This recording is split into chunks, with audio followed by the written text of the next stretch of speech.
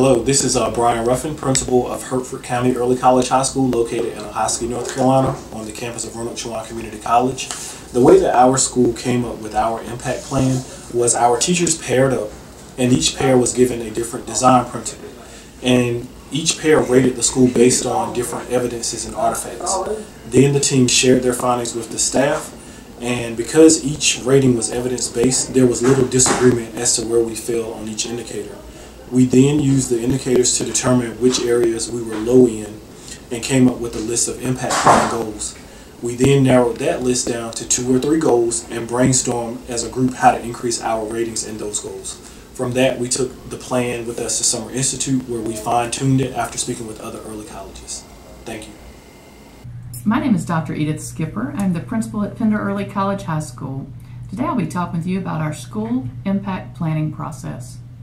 We begin this process by soliciting volunteers to lead our design principal cadres. These people spend time discussing their rubrics, compiling data, and measures related to the current school improvement plan. We continue this analysis of data with our larger stakeholder audience to include our parent advisory group and student body. Our college liaison also provides input and valuable insight related to school-wide goals. By April, we have a revised draft of school-wide goals and work in PLCs to identify strategies that may assist us in our quest for excellence. All goals are written as SMART goals. They are specific, measurable, attainable, realistic, and time-bound. Draft goals are communicated with our superintendent in May and readily available for stakeholders. Our draft impact plan is complete in May and ready for Summer Institute. Additional measures from the current school year are compiled and used during our team time. Hi, this is Michael Holton, principal of James Keenan High School, and I've been asked to talk about the process we follow in selecting our goals that will be a part of our impact plan.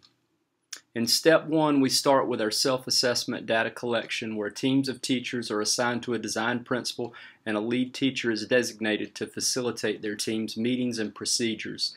Each team researches the data sets for their design principle using a set of questions and suggested data sources to guide their research. They compile the raw data into a Google document. In step 2, each design principal team, led by the lead teacher, refines and organizes the raw data. The team reviews the organized data and writes a report focused on the design principle they were assigned. Each team creates a presentation based on their report. In step 3, each team presents their design principle data reports and presentations to the faculty and staff at our self-assessment data review faculty meeting. At the conclusion of the presentations, we facilitate a staff feedback collection activity such as a chalk talk, where teachers are allowed to provide feedback related to the presentations or make suggestions as to the areas we should consider when creating our goals and strategies. In step 4, we identify trends, commonalities, and areas of high need. In this step, design principal, lead teachers, administrators, and department chairs meet to discuss the feedback teachers have provided after the presentations. We compare the design principal reports and feedback, looking for trends, commonalities, and areas of high need, ultimately narrowing our focus and creating a list of potential impact plan goals. This list is given to the school improvement team for approval.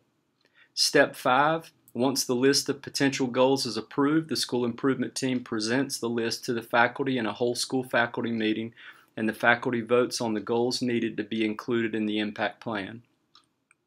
In the final step, step 6, the school improvement team reviews the faculty feedback, drafts the final version of the impact plan goals, and communicates them to the faculty and staff. After allowing the faculty a chance to review the final draft, the whole school is asked to vote on the proposed goals individually. The approved goals then become our school's impact plan goals. I hope this is helpful. Okay, so the school improvement process is a yearly cycle. It starts in the spring, and for us at our early college, it starts with design principal teams. We get into these teams, and I usually create the teams, the group dynamics of who I want on which team. We create our teams, and we have everybody in a team sitting with their rubric, their design principle rubric, and they calibrate for each design principle objective, and they decide where they think our school is. They list examples. They decide if they think we're in growing or new paradigms or even beginning steps, whatever. So they do that in the spring. And then this, for us, when I say spring, I typically mean about March.